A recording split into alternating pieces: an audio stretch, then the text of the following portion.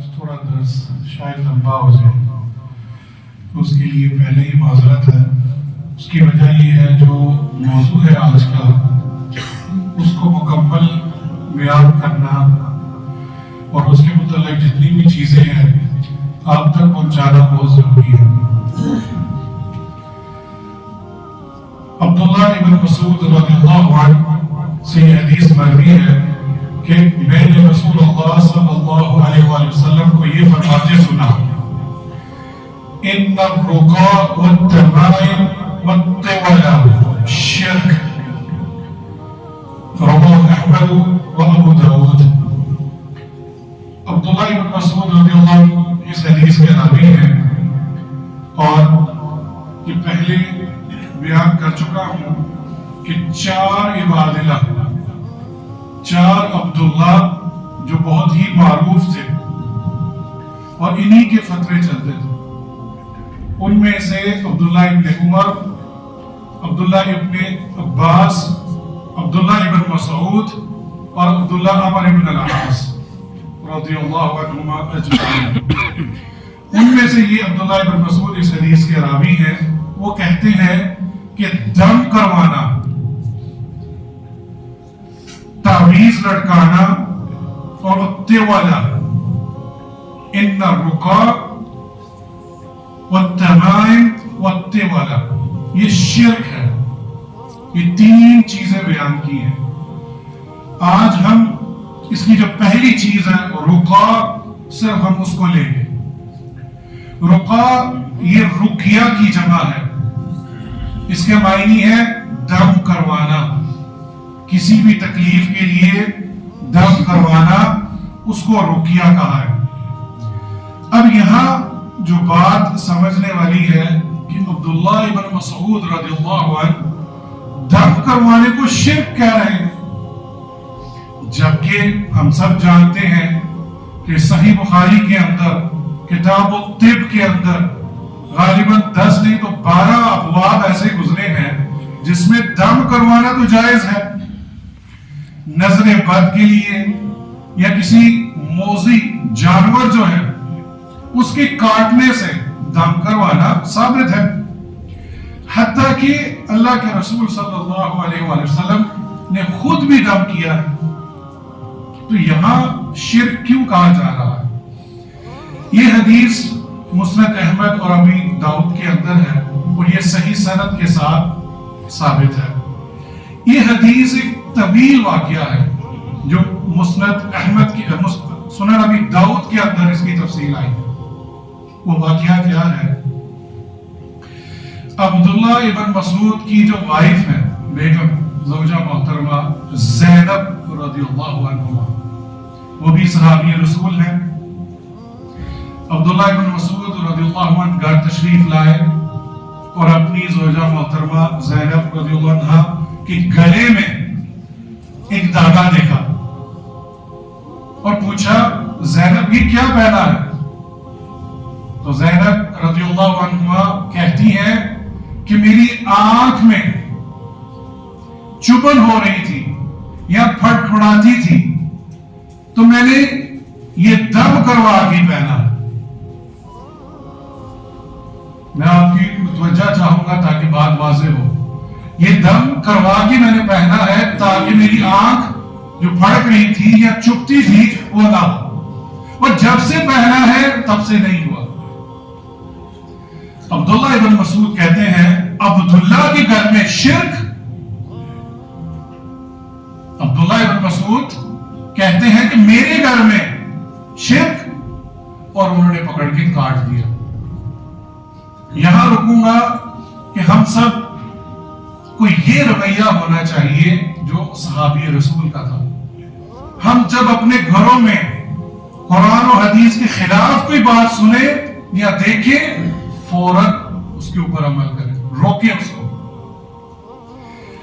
جیسے ہی انہوں نے کاٹا تو زینب رضی اللہ عنہ کہتی ہے دیکھو پھر پھڑ پڑانے لگی آپ، میں نے ایک یہودی سے یہ دم کروایا تھا اور دم کروا کے پہنا تھا۔ عبداللہ ابن مسعود نے کہا ہاں تبھی تو اس یہودی کے پاس یا تو وہ خود تمہیں بتائے بغیر آنکھ میں چوبتا تھا یا اس کے پاس موکل کوئی جن تھا، اس کے ذریعے سے تمہاری آنکھ میں یہ چوبتا تھا. لیکن جیسے ہی تم نے یہ دم کیا ہوا شرک کیا تو اس نے آنکھ میں چوبنا بند کر دیا. اگر تم اس وقت یہ دعا پڑھ لیتی تو تمہیں کبھی اس کی ضرورت نہ پڑتی. اور یہ دعا بڑی معروف ہے، جیسے ہمارے شیخ محترم نے کہا کہ بہت سارے لوگ بیمار ہیں تو بیماری کے وقت یہ دعا مانگی جاتی ہے. وہ دعا کیا ہے؟ اذهب البأس رب الناس واشف انت الشافي لا شفاء الا شفاؤك شفاء لا يغادر سقما. یہ دعا اس حدیث میں آئی ہے. عبداللہ ابن مسعود نے کہا کہ یہ تم پڑھ لیتی تو تمہیں کبھی آنکھ میں کچھ چبھن نہ ہوتی. اس لیے یہ شرک ہے. اب یہاں رکیں گے. ہمارے پاس متعدد حدیثیں موجود ہیں کہ دم کرنا جائز ہے، اور یہاں ایک صحابی رسول کہہ رہے ہیں کہ یہ شرک ہے. اس سے ہمیں یہ علم حاصل ہوا کہ دم کروانا دو طرح کے ہیں. ایک وہ دم جو جائز ہے، جو قرآن اور حدیث سے ثابت ہے، جو قرآن کی آیات پڑھے گا یا نبی صلی اللہ علیہ وآلہ وسلم کی حدیثوں میں سے وہ دعا پڑھے گا تو وہ دم جائز ہوگا. اور دوسرا دم جو ناجائز ہے وہ شرکیہ دم ہے، جس کے اندر شرک ہوگا، غیر اللہ کو پکارا جائے گا، وہ دم جائز نہیں ہوگا. یہ کیوں بولا انہوں نے؟ بہت سارے لوگ ایسے تھے جو اصحاب الکہف کے لوگوں، جو نوجوان تھے، ان کو پکارا کرتے تھے کہ وہ نوجوان کے صدقے ہمیں یہ شفا عطا فرما. یہ شعبدہ بات یہاں تک نہیں رکے، حتیٰ کہ کتے کو پکارتے جو اصحاب الکہف کے تھے کہ اس کتے کے صدقے ہمیں شفا عطا فرما. تو یہ شرک ہے. اگر کوئی شخص غیر اللہ کو پکارے گا تو وہ دم بھی کر رہا ہو تو وہ مشرک ہے. عبداللہ ابن مسعود نے ہمیں اسی طرف اشارہ کر کے بتایا ہے. اب یہاں ایک سوال پیدا ہوتا ہے کہ پتہ کیسے چلے گا کہ یہ شخص شرعی دم کر رہا ہے یا شرکیہ دم کر رہا ہے؟ میں آپ کے سامنے کچھ علامات رکھوں گا. سب سے پہلے ہر ایک کے پاس قطعاً نہیں جائے. جس شخص کو آپ نہیں جانتے یہ کون ہے، اس کا عقیدہ کیا ہے، اس سے کبھی دم نہ کروائیں. قطعاً نہیں، جب تک اس کے بارے میں آپ جانتے نہ ہو. اور سب سے افضل کیا ہے؟ خود دم کریں. اور یہ مشکل نہیں ہے. سورۃ الفاتحہ کس کو نہیں آتی؟ ہاتھ کھڑا کریں. قل هو اللہ احد کس کو نہیں آتی؟ معوذتین، قل اعوذ برب الفلق، قل اعوذ برب الناس کس کو نہیں آتی؟ آیت الکرسی کس کو نہیں آتی؟ سب کو آتی ہے. تو ہم کیوں نہیں خود دم کرتے؟ خود دم کریں گے تو دو انعامات ملیں گے. پچھلی درسوں میں حدیث بیان کر چکا ہوں کہ نبی صلی اللہ علیہ وسلم نے کہا کہ 70,000 لوگ بغیر حساب کے جنت جائیں گے. ان کی ایک نشانی ہے کہ وہ رقیہ نہیں کرواتے، وہ دم نہیں کروانے کے لیے کہتے ہیں. یہ ان کی نشانی ہے. لا یسترقون، وہ دم نہیں کرواتے. یہ ان کی نشانیوں میں سے ایک نشانی ہے. اگر آپ خود دم کریں گے تو آپ کو یہ پہلا انعام ہوگا کہ آپ ان میں شامل ہو جاؤ. دوسرا انعام، آپ جتنے بھی شعبدہ باز ہیں جو شرکیہ دم کرتے ہیں اس سے بچیں گے نہیں بچیں گے؟ یقیناً بچیں گے. اب کوئی ایسا شخص آ سکتا ہے وہ کہتا ہے میں یہ بھی نہیں کر سکتا، تو اس کی نشانی ہے. سب سے پہلی نشانی جو شعبدہ باز ہیں جو شرکیہ دم کرتے ہیں وہ آپ کا اور آپ کی ماں کا نام پوچھتے ہیں. جب بھی آپ کسی شخص کے پاس جائیں دم کروانے کے لیے، وہ کہیں کہ آپ کا اور آپ کی والدہ کا نام کیا ہے، فوراً وہاں سے چلے جائیں، بھاگ جائیں. اس شخص کے پاس جن ہے، موکل ہے، وہ آپ کی ماں جس رحم سے آپ پیدا ہوئے ہیں اس کے ذریعے سے آپ کے پاس پہنچے گا، اس کا موکل، اور آپ سے معلومات لے کے اس کو دے گا. چاہے وہ جتنا مرضی نیک کام کر رہا ہو، وہ شخص کافر ہے. جس شخص نے موکل جنوں کے ذریعے اپنے قابو میں کیا ہوا ہے، وہ کبھی آپ کے قابو میں نہیں آتے جب تک آپ شرک اور کفر نہ کریں. یہ ان کا عہد ہوتا ہے، یہ وعدہ ہے ان کا، یہ ایگریمنٹ ہے ان کا، ان کے اور جنوں کے درمیان، کہ تم کفر اور شرک کرو گے تو ہم تمہاری بات مانیں گے اور پھر تم ہماری بات بھی ماننا. تو وہ یہ ماں کا نام جب پوچھے، جان لو کہ وہ آپ کے پاس وہ صحیح شرعی دم کرنے والا شخص نہیں ہے. دوسری نشانی، وہ آپ سے آپ کے کپڑے مانگے گا، خاص طور پر جو اندر پہننے والے لباس ہیں وہ مانگے گا، تاکہ اس کی خوشبو سے سونگھ کر وہ جن آپ تک پہنچ جائے. یہ دوسری نشانی ہے اس شعبدہ باز کی جو شرعی دم نہیں کرتا. تیسری نشانی، وہ آپ سے تصویر مانگے گا. اب یہاں رک کے سوچے کتنے لوگوں نے تصویریں لگائی ہوئی ہیں سوشل میڈیا پر. کیا آپ بچ سکیں گے؟ نہیں.